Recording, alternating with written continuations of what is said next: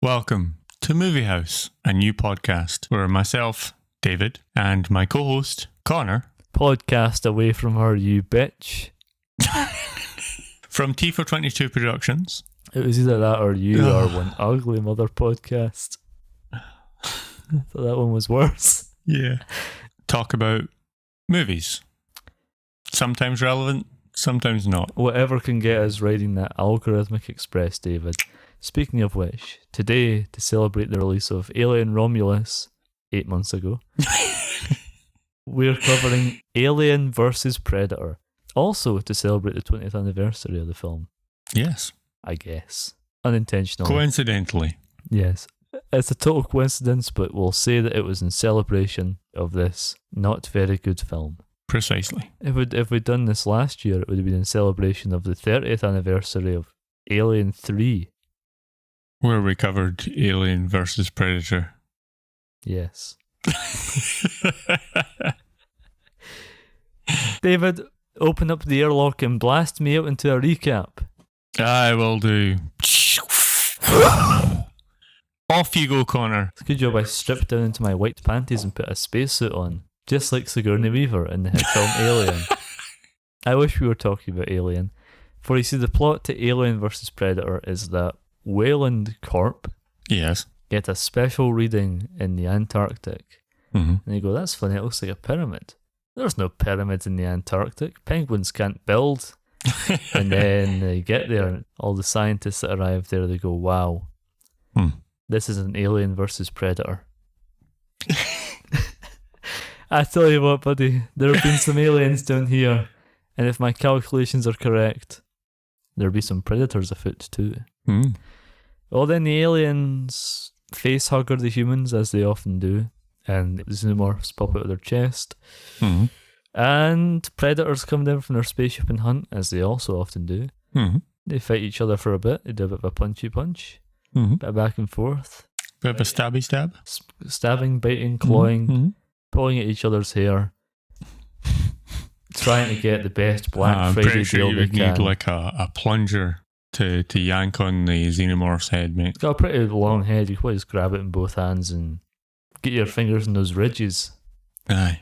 Better not dig too much because you'll fucking melt your fingers off. No, their skin's pretty thick. Aye. And then at the end, an alien queen comes out of the ice and fights the predator, the last surviving predator, and the last surviving human. Mm-hmm. It's the last alien, the last predator, and the last human. And the movie ends with a little tease for Alien vs. Predator 2. Requiem. What? Requiem? Requiem. That's the fucker. The predator also dies, gets carried off to its mothership, I guess. Yeah, we'll get into that. None of this predator stuff makes any sense unless you basically look at what the writers said going into the film, which is always a sign of a good film. Oh, yeah. And you have to look at the DVD special features to figure out what the fuck was happening. That's fair. That's the end of my recap. David, would you like to have a discussion about the movie Alien vs. Predator 2004? Yes. Yes, I would. Well, talk to a wall, because I'm done. David, were you a fan of Alien and Predator as separate entities and franchises before you saw Alien vs. Predator? Yes, Connor. Yes, I was. I was, in fact, a fan of both of the franchises beforehand. However, I did not actually watch Predator 1 or 2. Is there a Predator 3? I don't think there is. So the Predator franchise goes Predator, Predator 2, Alien vs. Predator 1 and 2, and then Predators, which was in 2010. Yeah. And then there's The Predator and Prey. Okay. Yeah, so at the time, Predator 1 and 2, obviously, when AVP came out, I had not actually watched Predator 1 and 2. Really? I was a fan of Predators and that general idea, anyway, the concept and everything. Yeah. Because of Predator Concrete Jungle, the PlayStation 2 game. I love that game. I adore Predator Concrete Jungle. That might have been one of the first times I ever saw Predator was in the box art for that game, sitting at the back of a local Woolworths. Oh, wow. Woolworths. Taking this Fucking back. hell. Wow. I actually picked up my Predator Concrete Jungle from a Blockbuster. I rented it before I bought it. Dude. Mm-hmm. I might own that. I think the copy of Predator Concrete Jungle that I have is the one that I got from Blockbuster when they were selling it. So the copy of the game that you rented, I think, is the one that I own. Yeah, because I rented it from Blockbuster. I rented it for 2 weeks, and I returned that copy, and then I bought it at Game. What a time. Oh no, what a time to be alive. If I looked at it now in a CEX, it would be covered in semen stains and it would cost £700. Oh god. It would be quite expensive for a PlayStation 2 game, actually. Yeah, probably. It was a very successful PlayStation 2 game, and it's remembered fondly. But anyway, let's move on from Predator Concrete Jungle. Like I said, it is my sort of only foray into Predator and Predators and whatever. Or at the time it was. At the time, yes. After watching AVP, I did actually go back and watch Predator and Predator 2. Right. Because I wanted more Predator. And prior to watching AVP, I was a big fan of the Alien quadrilogy. I did not know anything about them until like years after I should have already watched them. Right. I was looking through like the DVDs my mum had, and I was like, what the hell is this? There's a big egg on the front, a glowing green egg. Well, a green backlit egg. An alien egg, if you will. Yes. I was like, what the hell is this? And she's like, oh, you'd love it. Here, watch this. And I looked at the length of the films and went, no chance. What a young fool. I know. And then I don't know, got bored with Five Goes West or something, like some other piss I was watching at the time, and put it on because I had nothing else to watch. You got bored of watching The Last Unicorn. You put on Alien Resurrection. I put on Alien, and I watched all four of them in the same sitting. Right. I watched the end of the fourth one as I was putting my school clothes on to go to school. Oh, man, I had been up all night watching. That's a hell of a film to see right before you go to school as well. Yeah. That big fleshy human alien creature getting sucked. Yeah, sucked out of the vortex of a ship. Well, my history with the franchise is kind of similar. Alien versus Predator. I remember being aware of the Alien franchise more so than the Predator franchise. Mm-hmm. I think my uncle had like a little alien queen statuette or a Kenner did a line of figures from Aliens. Right. He had one of those in his shelf, and I remember always being fascinated by it. Mm-hmm. You squeezed a little sack at the back of the head and the mouth inside the mouth. You know, the little that shot out. Nice. That was cool. I think I have that in a box somewhere. Right. But I always heard my family talking about how Aliens is like one of the best films ever made. Mm-hmm. But I wasn't allowed to watch it. All right. So my first foray into Alien or Predator was Alien versus Predator, because this film is rated 12. Oh, yeah. So I saw this first. This was my first time seeing Aliens, first time seeing Predators. Wow. It was a few years after it came out as well. It must have been at least a couple of years. A year or two, I would say. Yeah. But I remember seeing the poster in the window of Blockbuster. The same Blockbuster that you were renting Predator Concrete Jungle from. Yeah. And being like, how are people not losing their minds over this? It's Alien and Predator. I hadn't seen either of the films. I just remember being like, you wow. just knew the hype. I was like, that's Alien and Predator. People should be screaming in the streets. Yeah. The two franchises that have been dormant, from my perspective as a child, forever. Mm-hmm. Since 1997 for Alien. Yeah. Less than 10 years. Yeah. And for 14 years for Predator. Mm-hmm. But I remember being like, oh my God, I can't believe not only have they brought them back, but they've brought them back to pit them against each other. Together.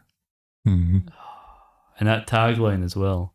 Yeah. Whoever wins, we lose. This is the movie to end all movies. Yeah. The Avengers of its day, if you will. The Avengers Endgame of its day. Oh, yes. And that's a good little segue to go into what do we think about the film now with our modern eyes. Oh, Take off those nostalgia goggles, David. Hmm. What do your modern man eyes see when you look at Alien versus Predator? I see some unnecessary and fairly dreadful CGI. David, I see a film that was made very, very, very cheaply. Yes. I have a bit of trivia about why this looks the way that it does. Oh. Why it feels the way that it does. Oh, okay. Which we can get into there, but the evidence is on the screen. Yeah, well, it's very shot in a weekend. Oh, yeah. It seems like they wanted a large cast because Alien had a pretty large cast in the Alien that's franchise. Standard for Alien and Predator. Yeah. Alien, all four of the Alien movies have like a big cast of people in a spaceship or a colony or something. Yeah. Predator and Predator 2. Also Predator 1 has a big cast of Arnie and his commandos. Sort of commandos, yeah. Predator 2 has Danny Glover and his employees, I guess. The other people who work at the police station. Yeah. And also the criminals and stuff. Yeah. Big cast of human characters to get picked off by a Predator or a couple of aliens. Precisely. Or one alien if you're looking at Alien or Alien 3. Yeah.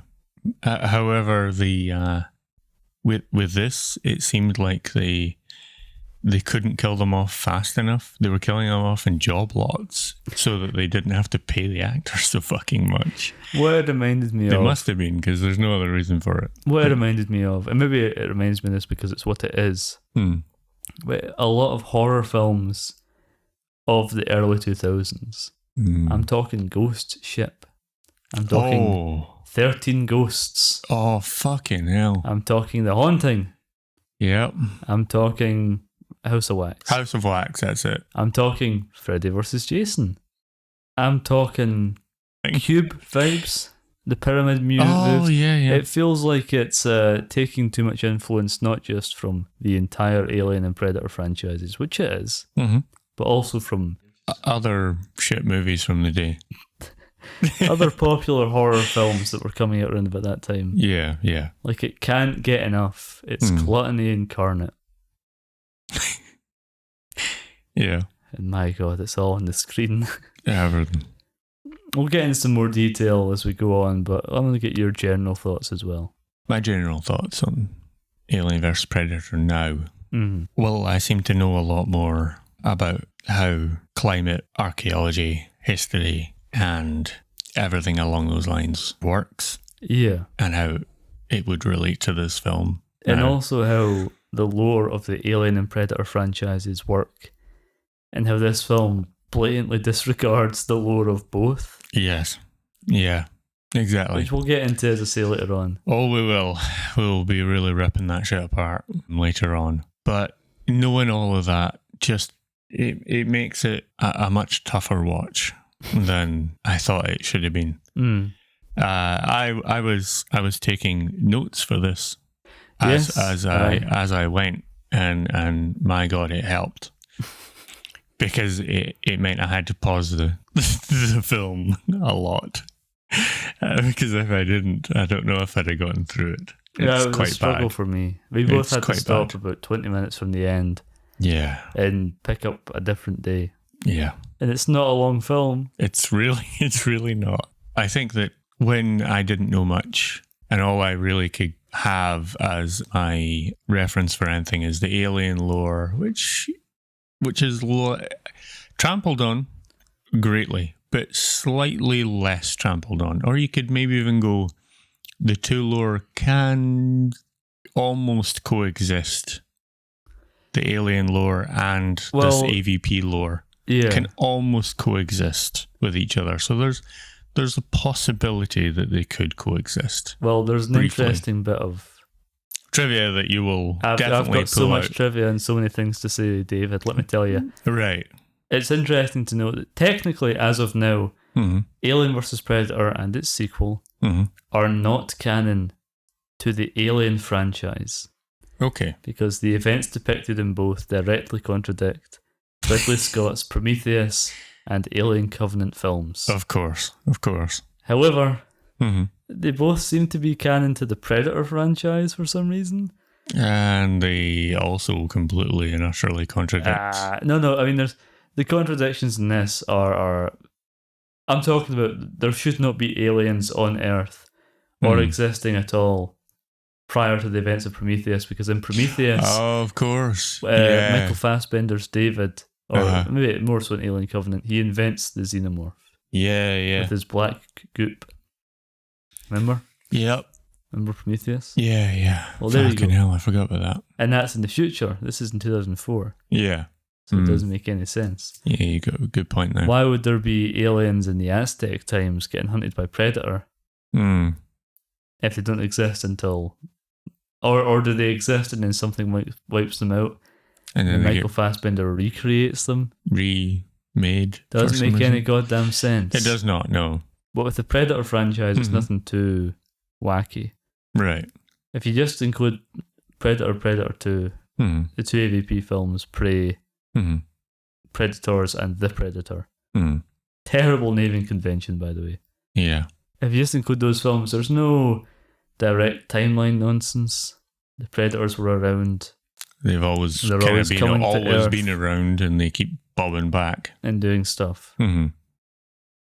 Yeah, I can see that, yeah. And also we know that they're canon to the Predator films, because in The Predator from 2018, they have a room where they have a bunch of trophies and bits of piss, bits of bullshit from other Predator movies, and comics and the like. And one of those things is a weapon used in this by the character Rain? Spike? Jonesy? What's that woman's name? Oh, Nos? Morse? What the fuck is her name? Lex. Oh my god. One of the weapons that Lex uses in this film, I think initially I thought it was the alien spear, but I think it's actually the spear she's given by the elder Predator at the end of the film. Yeah. Is part of the display. Right. So presumably that somehow found its way from Lex to Olivia Munn's character. Right, aye. In The Predator. Okay. Which is worse than this. Yeah, fuck my life. I feel sorry for Predator fans. At the time, the Alien quadrilogy, that could have potentially coexisted It's a lot less believable, but I'm just saying that there are ways that you could have warped a little bit of what was going on history-wise in both of those to be like, that doesn't make so much sense, but it's technically maybe coincidable.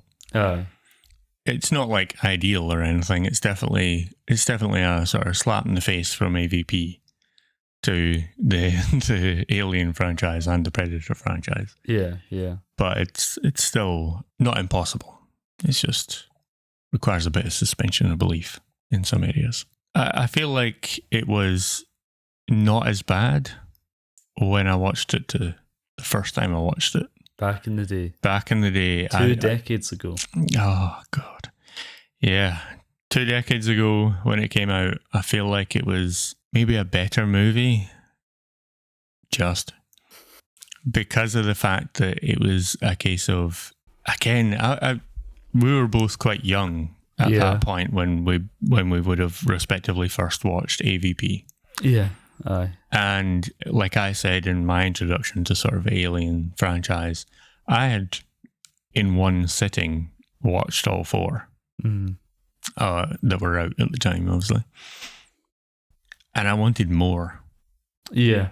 You know, and this was the only available option at the time. There's comic books and novels and video games, and none of which were available where I lived. Aye, true. Not a fucking thing this is where I lived. Early days of the internet as well. Precisely. So you couldn't watch the hit Alien Predator Batman fan film Dead End. No, I could not. What if the Batman had to punch the Predator? What if the Joker got killed by a xenomorph? Fuck, jeez. So, yeah, I didn't have any access to those. This was the only thing I had access to that was more And at the time, it was enough to provide a little bit of the same sort of endorphin hit that the Alien franchise gave me. Yeah, it's definitely a better Alien film than it is a Predator film. Yes, definitely. David, it's time for trivia segment. The classic trivia segment of this show. Mm-hmm. Trivia versus Triviator. You know the one? I do. From this new show, the first Yeah. episode. Arnold Schwarzenegger, famously starred in the movie Predator, Mm-hmm. offered to reprise the role of Dutch for this film as a cameo, only if he lost the election for California governor, which he obviously won. So, womp womp. Oh, well, probably for the best for his IMDb. The Antarctic setting is based on a real-life incident known as the Vela Incident. On September 22nd, 1979, a satellite recorded a flash of light near the Bouvet Island, where this film is set. At the time, it was speculated to be a man-made nuclear explosion or a meteor strike. Okay. However, the mystery has never been solved. Fair enough. When Sebastian, who's the Italian character, Yep. is asked how to say scared shitless in Italian, his response directly translates to, I can't wait to get out of this pyramid with you because I'm shitting myself. Yeah. I actually had it on moderately lowish volume, so I actually had subtitles on, and it translated it Oh, really? in subtitles. Was that It said on it in Italian, and it said in Italian quotations, and then Was that on Disney Plus? yeah. That's a fun little thing. Yeah. Wow. I don't think it was exactly word for word to what you just said there, but it was some piss like that. They were probably using like Google Translate or something. The Alien Queen in this film was the most sophisticated animatronic ever built at the time, standing at 4.8 meters tall. The animatronic was driven by a motion control rig which could save movements digitally. A 1.2 meter tall puppet was also used in some scenes. You can't tell. The Queen is also much bigger than the one seen in Aliens. Reportedly, this is story-wise due to her being, quote, centuries old. Okay, so she's the oldest already? Yes. You take the Alien quadrilogy, they're all set after AVP. They're all set in the distant future. Precisely. So this one's centuries old already. As of 2004. Yeah, as of 2004. I mean, that makes sense if it was a case of that's the same alien queen from, like, Aztecs. I think that's the implication, is it would be the same queen laying those eggs. Yeah. Those handful of eggs that impregnate the few people who are being sacrificed. Although it does look like there was multiple pyramids when they do the back shots, or back shots. God, man. When the Predator gives those back shots out, there's a lot of pyramids in the background, let me tell you. I think we did watch different films. We definitely watched different films. You watched This Ain't Alien vs. Predator, a Triple X parody. Ah, that's the one. This film was rumoured to have been in development since the release of Predator 2 in 1990, as that film featured a xenomorph skull on the wall of the Yachtja ship. Right, yeah. Aye. This was actually intended as a nod to the Alien vs. Predator comics, which began in 1989. Alright, okay. Bloody hell. 14 years later. This movie had an unusually short production window. Filming was only given 2.5 months, while post-production was given just 4. A little over 6 months. From beginning to end. Holy shit. It's believed that this is to capitalise on the popularity of Freddy vs. Jason, which released in late 2003. Wow. Yeah. Fucking wow. Freddy vs. Jason was a massive hit, to be fair. Yeah. But, bloody hell. The Morse code picked up by the satellite spells out "whoever wins, we lose," which is the tagline for the movie. That's a nice little tidbit. Thank you for your input. The xenomorph design in the centre of the sacrificial chamber floor is identical to the poster for Alien 3. Right. Actor Ian White plays all the Predators in this film. Okay. He played all of them, and they shot them separately, and any scene where they're together is footage comped together. Oh, right. Okay. Why would you film a movie like that? That's weird. He is the first actor to play a Predator since Kevin Peter Hall passed in 1991. He was the Predator in Predator and Predator 2. Right, okay. He's also in Batman 1989. Oh, yeah. He's one of the thugs. Batman grabs his head with his feet and hits his head off a bell and chucks him down a bell tower to his death.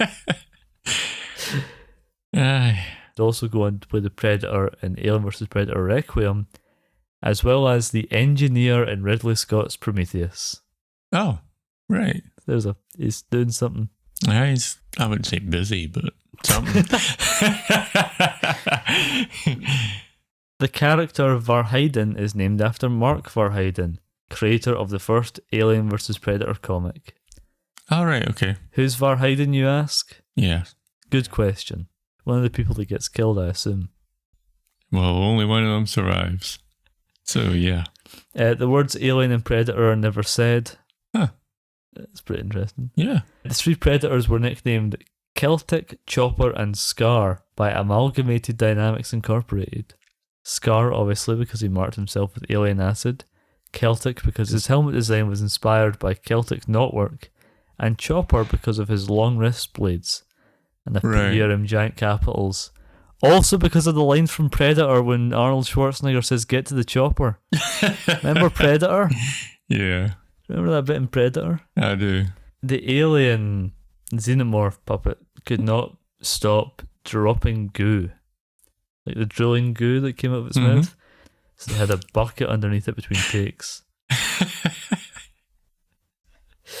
The role of Wayland was created specifically to get Lance Henriksen into this film. Yeah, that doesn't surprise me. The trailer features a shot of Fury 161, which is the prison planet from Alien 3. Why the hell's that even there? Dunno. Sana Lathan, the actress, was cast as Lex Woods 1 week before filming began. Wow.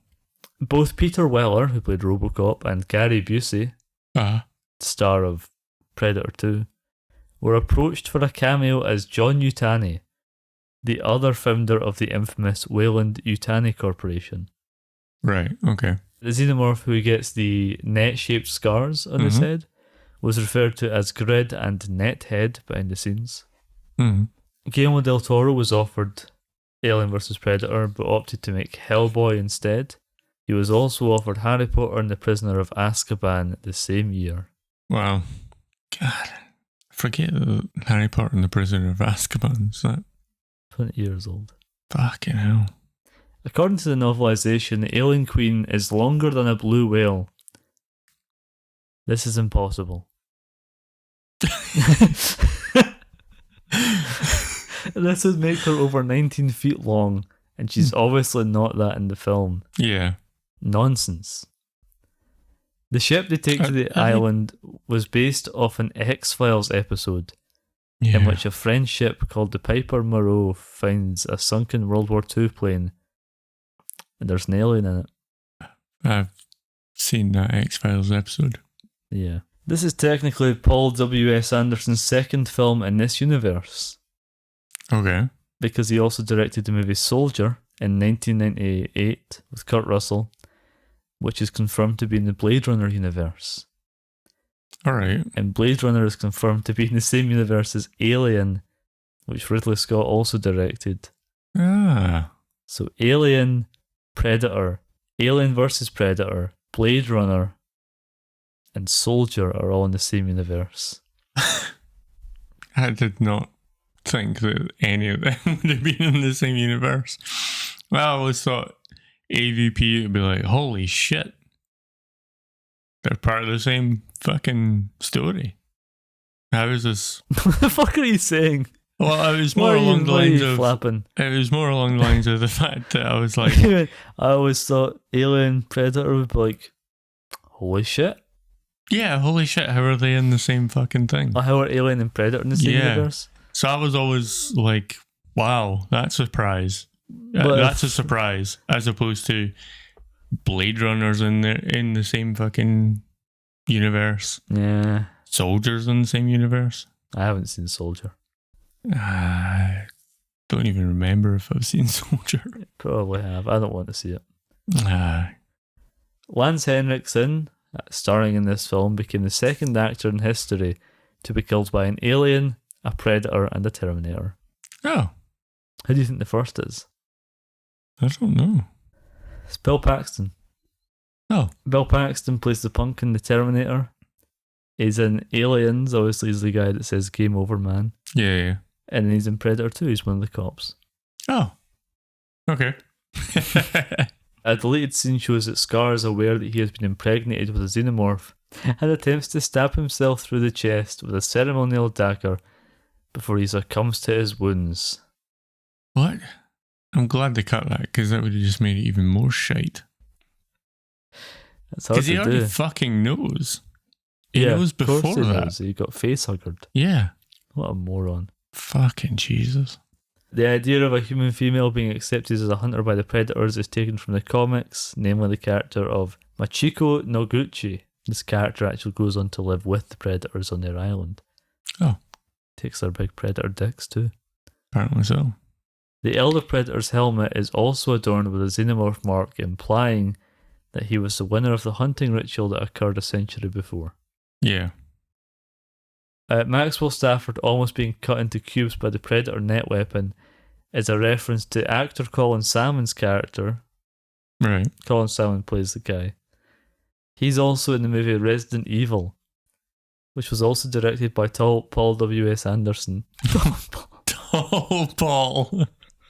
He's average As height, opposed to short. Paul W.S. Anderson. Mm-hmm. He's the guy who's in the corridor and the laser beams come and they cut him into the shape of a net. Remember that? Oh, yeah. Right. Same guy, same little nod there. Okay. In the original script of the film, Scar uses the Predator voice replication technology to communicate with Lex. He would play an electronic version of her own voice, repeating phrases like, "Keep it together" and "make it to the surface," in order to steer her actions. Novelization adds that Scar got these phrases from listening to her interactions with Sebastian. At the end of the film, as Scar lays dying, he repeats her phrase, "The enemy of my enemy is my friend," as a sign of respect.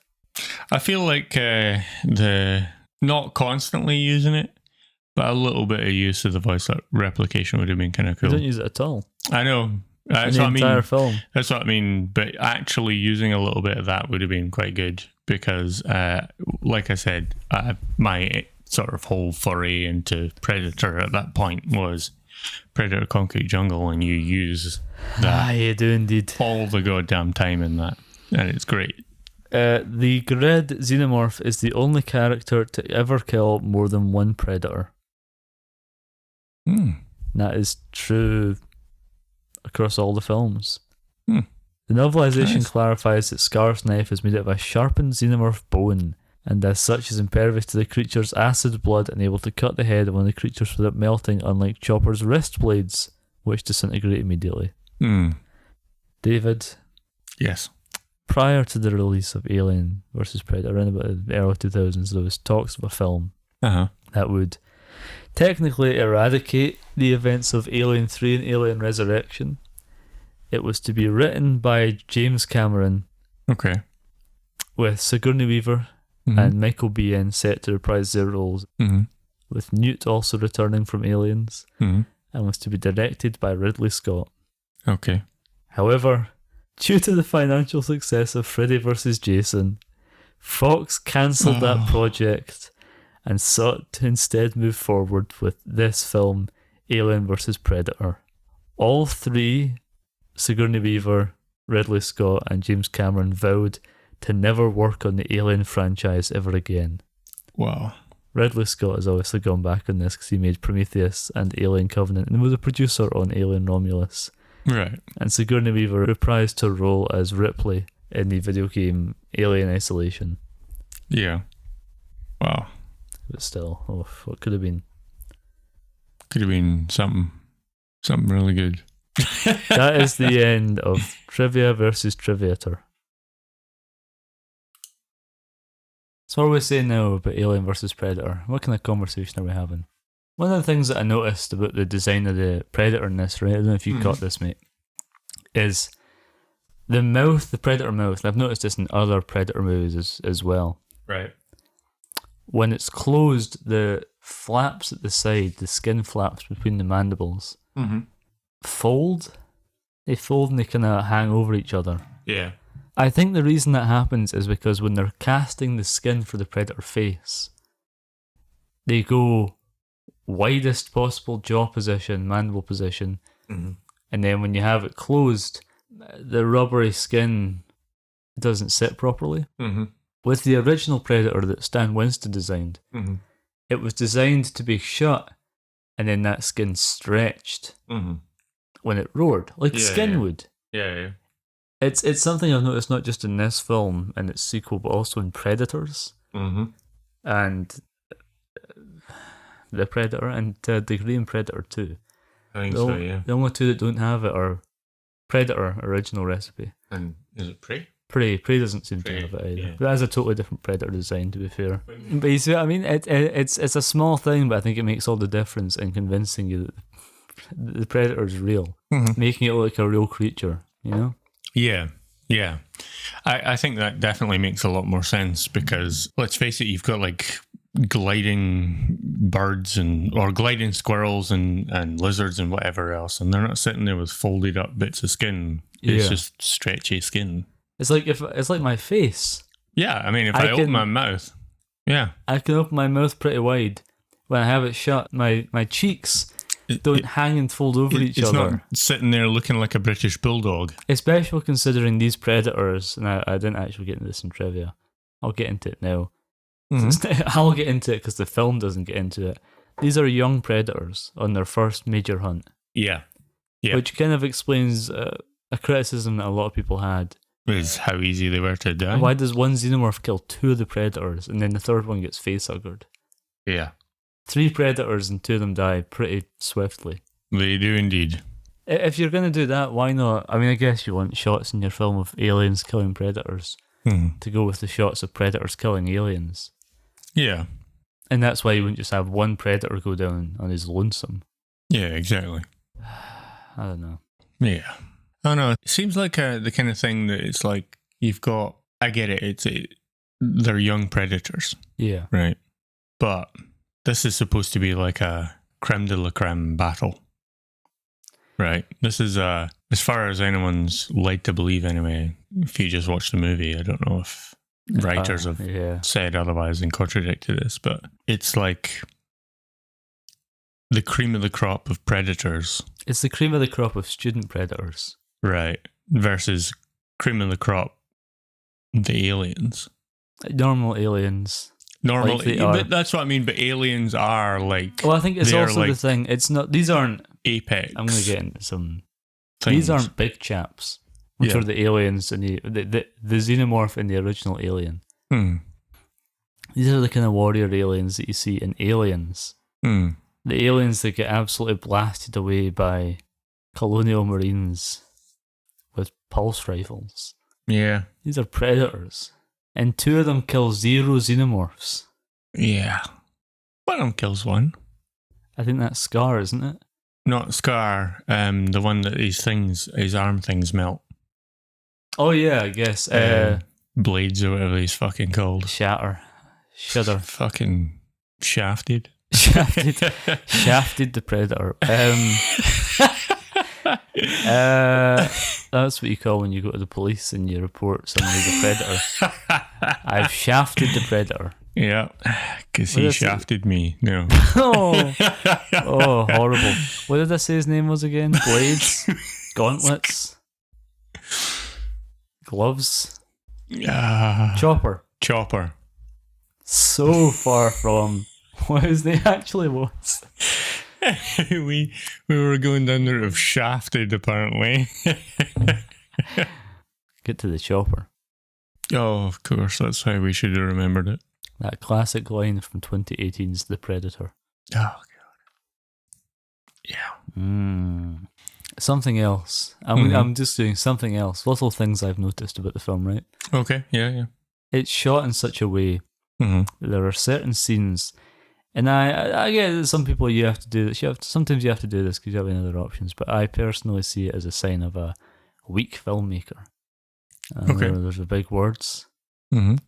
big talk, but when you shoot a scene at a certain brightness, and then you can tell that they've artificially, digitally brightened the circular area around an actor's face. Oh. And you can see where the shadow of everything else is slightly brighter in that little circle that follows their face. And it is in this film constantly. Yeah. Digital artifacting where you can see, because you're not bringing more detail like you would even if you had a spot on their face, like a light. Mm-hmm. You're brightening something which isn't there. Mm-hmm. The detail is not there, it has not been captured in camera. It's just kind of greying it a little bit. There's certain shots in this film where you can see intense digital fuzz. Mm-hmm. And I get this is the early days of digital cameras being used to shoot major motion pictures. Yeah. But still. Unacceptable. Still. For Alien versus Predator. Yeah. That is something that I noticed as well. I never logged it down as something to talk about, but I did notice it. Yeah. Take me to one of your other notes, David. Bear with me on this one. All right, I'll shut my mouth for a bit. One of the experts, one of the people that Wayland Industries brings together. To go down into the... just to mention as an aside, mm-hmm. one of them's Ewan Bremner, who plays Spud in Trainspotting. Yeah. And also Trainspotting 2. Yes. And he's the Scottish expert. What's his name? I didn't write down anyone's name. Graham. Okay, there we go. It's Graham McTavish. He's got 2 kids that he keeps banging on about. 2 sons. 2 sons. Yeah. And Scarface has 1 son. Oh, yeah, the human Scarface. Yeah. That was intentional to have a human who's got a scar on his face and a predator who's got a scar on his face. Yeah. I don't think it was. I think they're too dumb for that kind of thing. Yeah, the probably. filmmakers, I mean. Yeah, I think it might have been just the first person that said yes to be in the film. Oh, I don't think that actor has a scar on his face. Oh, he does. Does he? Did you look that up? He's in Braveheart, and he's got the exact same scar. Oh, okay. Yeah. He's the dude in Braveheart who's getting married when the Lord comes to claim his rights with the wife. Oh. During a wedding that William Wallace attended. Mel Gibson. Mel Gibson attends. Which is funny because Mel Gibson was in Lethal Weapon 1, 2, 3, and 4 with Danny Glover. Danny Glover is in Predator 2. Yes. Bring it back. Good it's man. all coming together. Yes. Maybe they cast him intentionally for that fact. Maybe they went... The very tangential connection to Danny Glover. This guy was in Braveheart with Mel Gibson, and Mel Gibson was in 4 Lethal Weapon movies with Danny Glover, and Danny Glover, he was in Predator 2. There's a connection.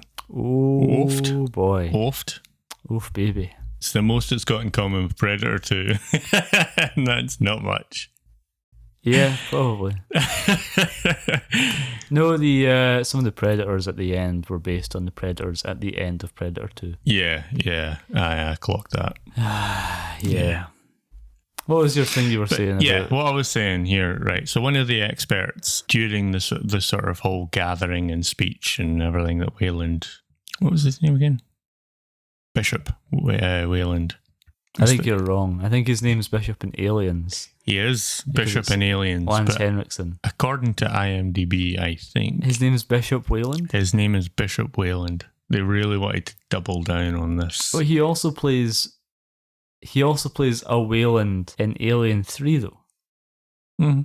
But there's also theories that Bishop, that Wayland, is also an android because he gets hit with a rock and his ear comes off. Mm-hmm. And also in Prometheus, it's Guy Pearce, an old man maker. Remember that? Yeah. Yeah. Mr. Wayland, we'll go with, is doing the explanation. One of the experts that pipes up and discusses the fact that Antarctica used to be populated, or potentially could have been populated at one point in time. I think that's Lex. It's the main character says that, and she's at the end. She's like, "I prefer the penguins."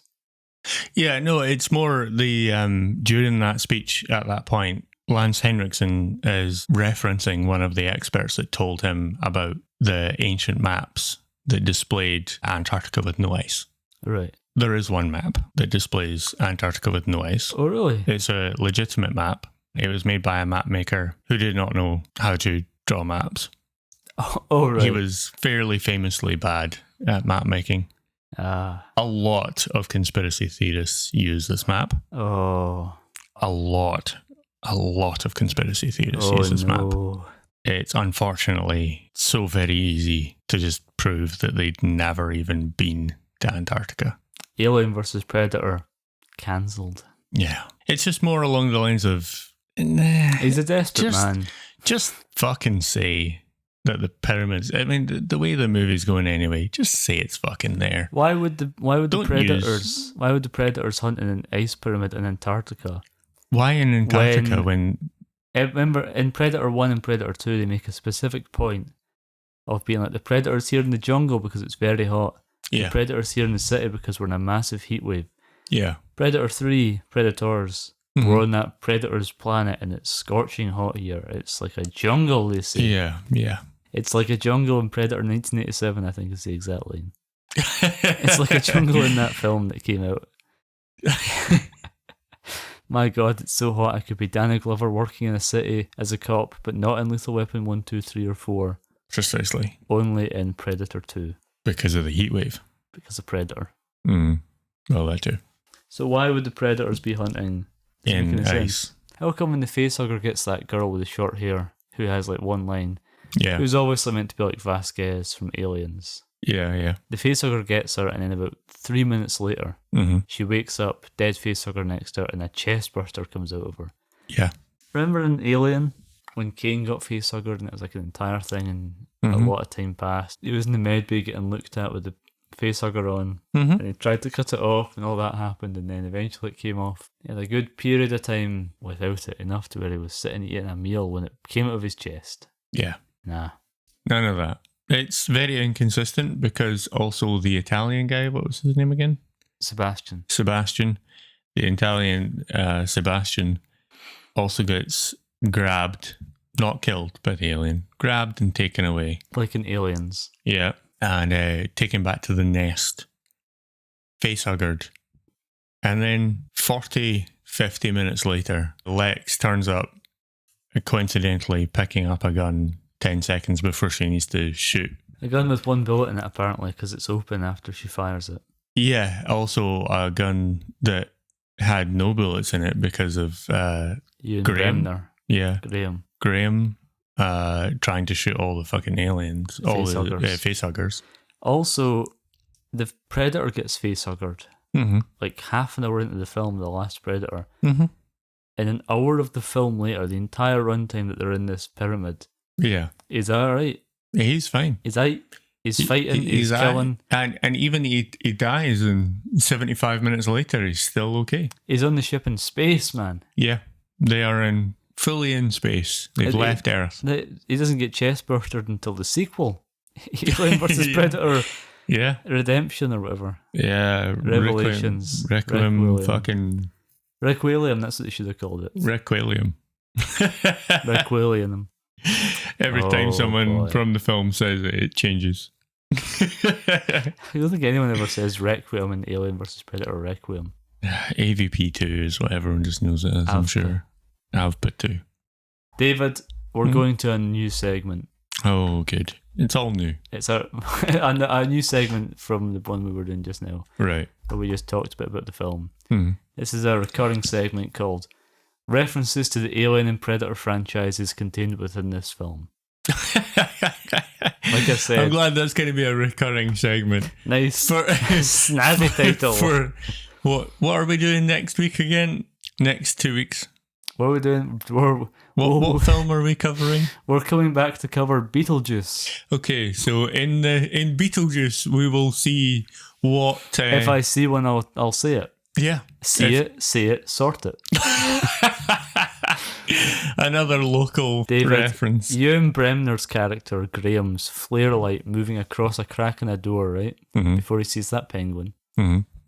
Alien versus penguins. Across the crack in the door creates a beam of light reminiscent of the blue beam light scanning Ripley's cryostasis tube at the beginning of Aliens. Okay. This is a definite reference to Aliens. The lights of the Predator ship activating and being reflected in the visor of the Predator helmets is a nod to the Nostromo lights from Alien. And I already mentioned Lance Henriksen being cast in this film. That's just a reference to Aliens and Alien 3. Yeah. There's a scene where Lance Henriksen's character taps a pen between his fingers while he's looking at his computer. I clocked that. As a nod to the knife scene in Aliens. Yeah, I clocked that. That's in my notes. The 7 coffins in the pyramid sacrifice room are arranged to look like the Nostromo cryopods in Alien. All right. So a bit in the middle and they're all kind of spread out.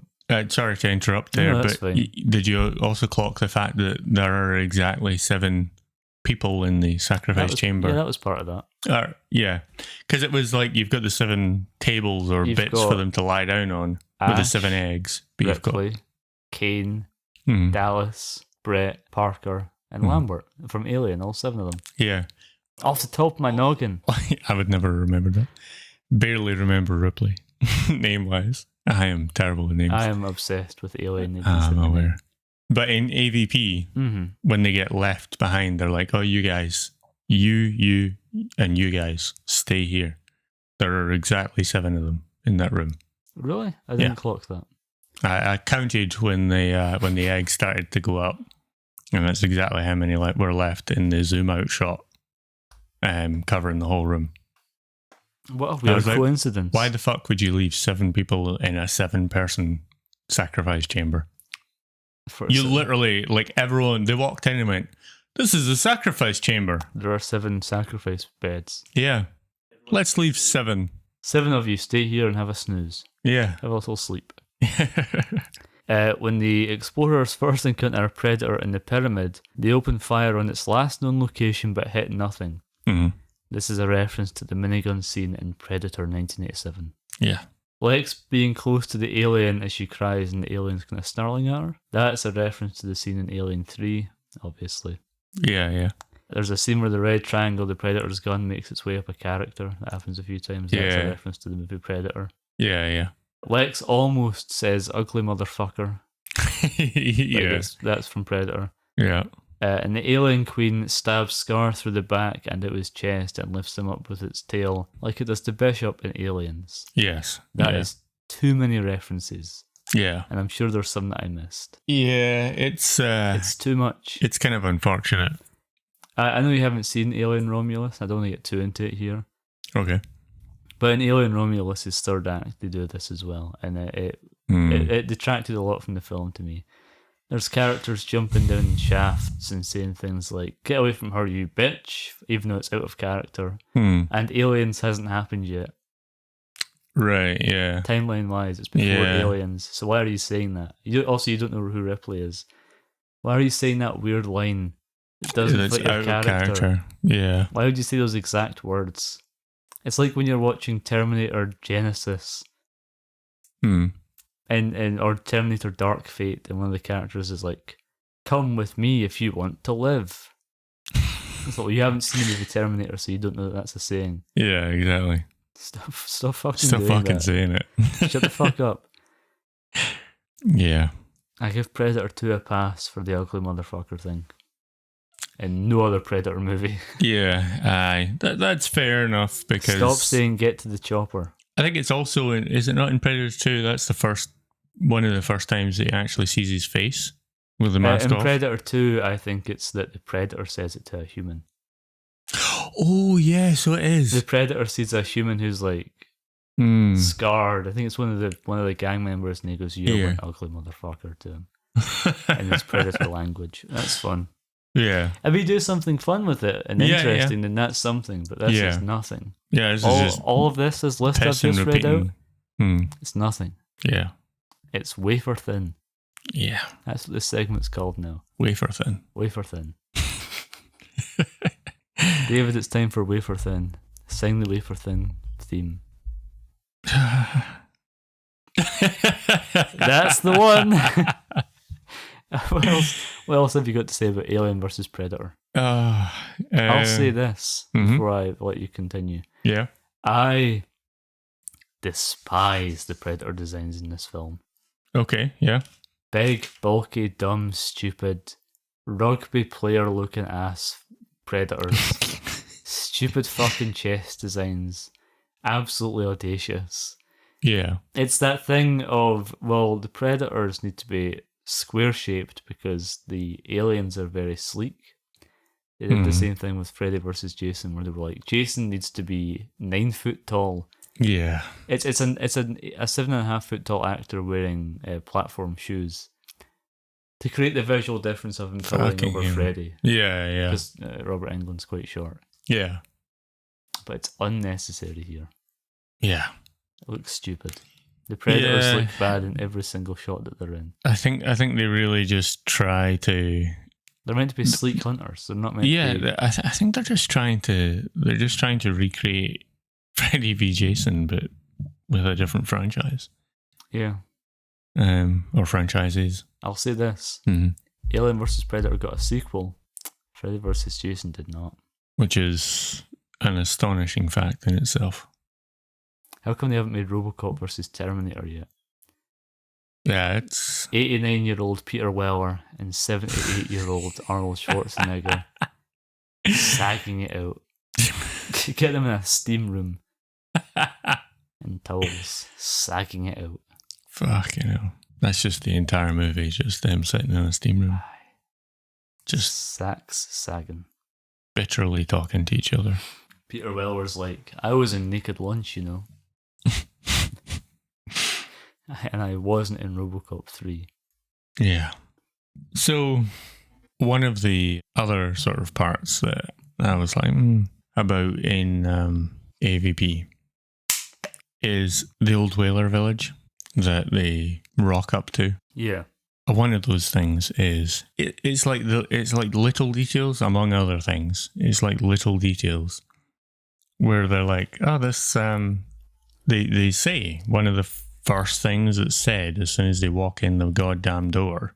Well, not door, but you know what I mean. Across the boundary, once they get crest the hill and find the village, which they seem surprised they're found, right? Yeah. Despite having satellite imagery of a pyramid 2,000 feet below the ice. Yeah, below this village. That village. They fucking blasted right through it with the satellite maybe imagery. They're only looking for stuff underground. Maybe it's one of those can't see the forest for the trees.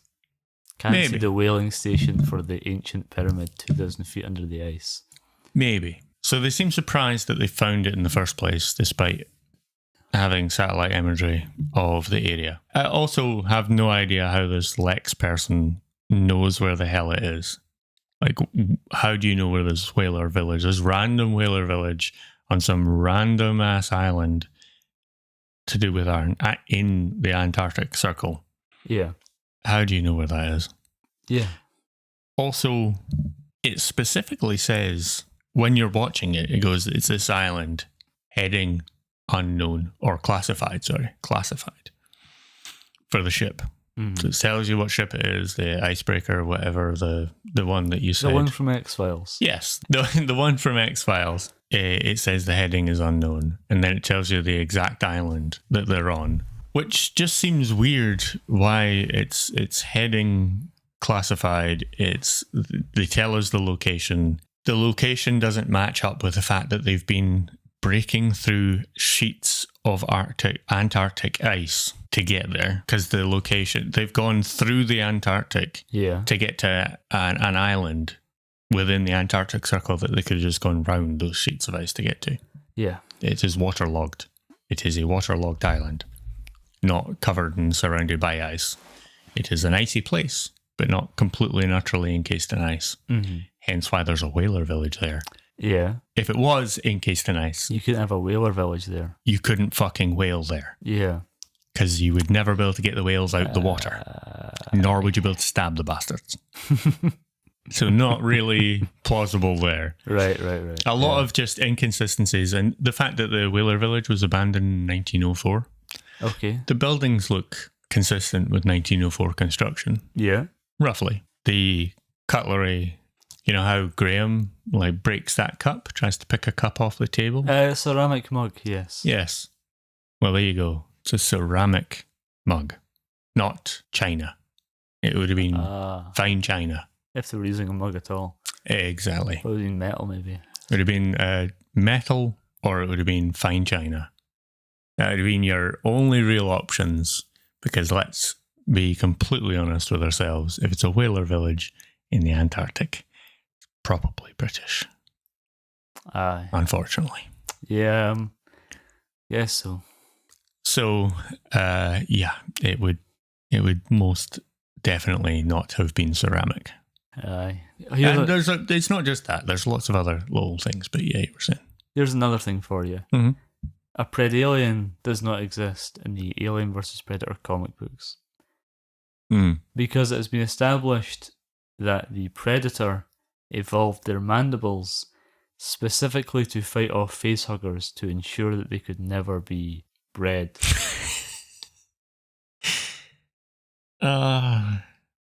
Which makes sense. Yeah, it does. It's a cool little detail.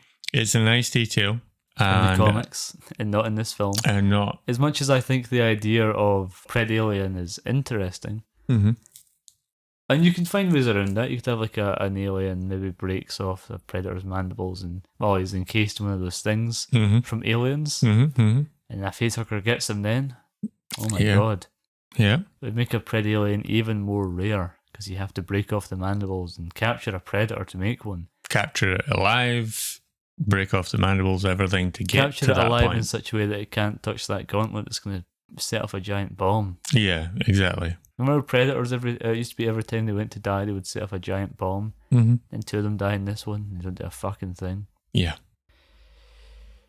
Oh yeah. One of them dies slow enough that they could have probably set off a bomb. Yeah, one of them knows that he's dying as well. Also, there's a bit where one of the aliens uses its inner mouth to shoot through a predator's head, and the predator has its mask on. Yeah. Just blast right through. Also, there's a bit where Lex gets alien acid blood on her jacket, and she's like, oh no, and she takes her jacket off.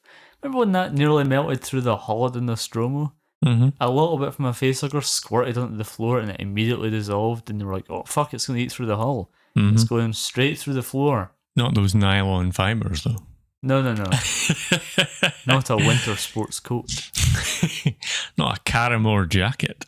Not a fucking super dry Chav Master 1000. Ellie Hansen, that's what saved her. Oh, fucking Jesus. She got her jacket from Mountain Warehouse, and that's why she was saved.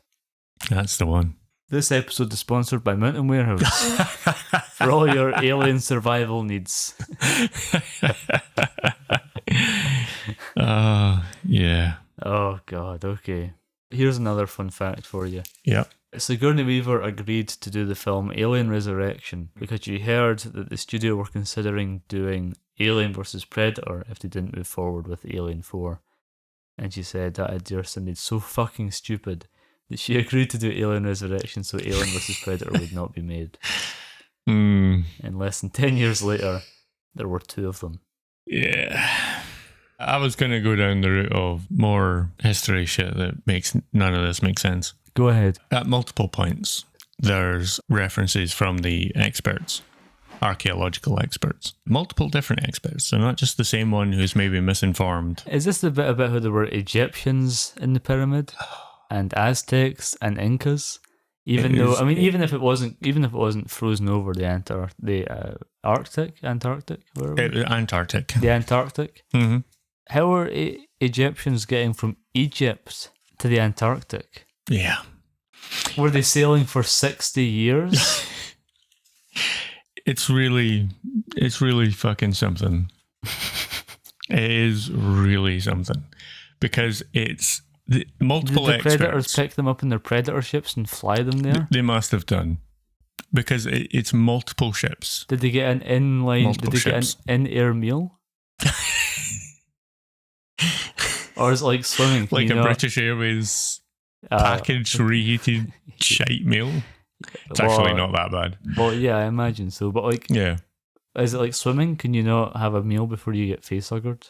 Does it make the chest burster sluggish? It's like, refried beans. Oh. Oy. So, yeah, multiple experts say that it's likely Aztec, Egyptian, and Cambodian. That's the one. In design. Yeah. On different sides. They actually display, at the time, an Aztec pyramid, a Cambodian pyramid, and then Pyramid of Giza. Yeah. So far as I can tell, I'm no expert, but neither are any of these people in this film. Apparently not, no. But as far as I can tell, there's nothing Cambodian about this. It's Aztec. There's nothing Egyptian about it. There is nothing Egyptian either, because in multiple of the zoom out shots, one of the things that, and I quote, the smooth side is definitely Egyptian. And that's from Mr. Wayland when he's explaining to everyone. Lance in his Henriksen speech. himself. Precisely. Star of Pumpkinhead. They all agree on one thing. All his experts agree on one thing. The smooth side is definitely Egyptian. Right? First off, why is only one side of it smooth? Secondly, why when we see the fucking pyramid, there's not a single smooth side? Yeah, exactly. We also see 3D models of it, which is like a director trademark. Yeah. He's at Paul W.S. Anderson. He's always doing 3D models of something. Zoom outs and zoom ins of areas and tunnels. He does it in Resident Evil as well. Yes, yeah.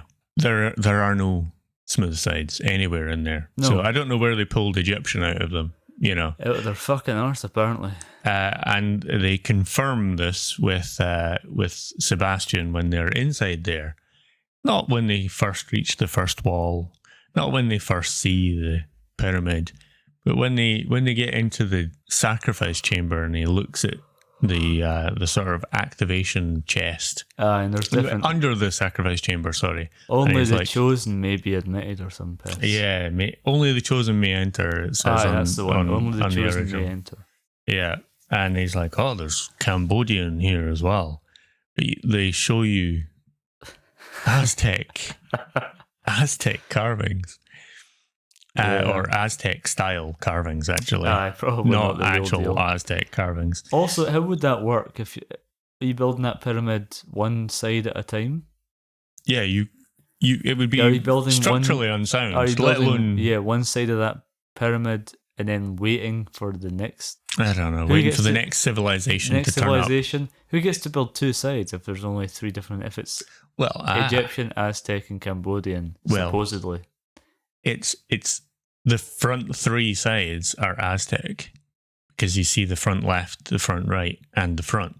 And they're Aztec. The back is apparently Egyptian because there's a smooth side. And the Cambodians don't get a fucking look in. They just get to carve some writing on the walls, apparently. But all of the artwork, all of the Alien v Predator artwork inside is Aztec designed. Those statues looked suspiciously cheap as well. Oh, they don't look great, do they? No, very smooth and hollow and lacking in detail. All that stuff is lacking in. You've got three fairly sizable civilizations. It's been hundreds of years, but they're not cracked, they're not dusty. They're not chipped. Frozen temperatures. This is not good for stone. No, they're not. They're totally smooth and perfect. Because they're made out of plastic and just came out of a warehouse. Yeah. Wrap us up, David. As a teenager, back when I first watched it, with no other additions other than the first 4 Alien movies, and not all that much knowledge to do with how history, biology, and anything else seems to work. Yeah. It's an okay movie. It is the perfect film for a 13-year-old boy. Yeah. Who can suspend a bit of belief in I think there's no belief suspending necessary. I think a 13-year-old boy would love this. It's a dumb movie where aliens fight predators. It's pretty light-hearted as well. At some point down the line in the distant future, we'll talk about Alien vs. Predator Requiem, which is anything but light. Oh, yeah. Horrible film. Yeah. It's very dark. Yes. The nice predator that died is the one of its kind, apparently. Because the one that was like, oh, let me, because you saved me, I'll mark you, and that mark then keeps her alive, marks her kill, and all that kind of stuff. Despite that not being her ideology, it's his ideology. I understand that. That's fine. I get that, and armor up with everything and all that gumph, but that's non-existent in Requiem. AVP2 is just like, oh, the Predator's almost more dangerous than the the aliens. Well, the reason for that is apparently because Paul W.S. Anderson, who made this film, has admitted he's not really interested in Predator. He's an Alien fan. And the brothers Strauss, who made Alien vs. Predator Requiem, have admitted the opposite. They do not care for Alien, but they are massive Predator fans. Right, okay. So this is very Alien-sided, but the sequel is very Predator-sided. Right, okay. So there's that. Very good. I think that's been a great episode of Movie House. The first episode. Maybe the last. We'll be back in 2 weeks' time to talk about Beetlejuice, to celebrate the release of Beetlejuice 2, which happened 1 month ago. No. Aye, when that episode comes out. Yeah. Join us then. What if we did a podcast where every day we watch Alien vs. Predator for 10 years? I'm exhausted thinking about it. I've been your host, Connor, and with me, as always, has been my co-host, the Predator.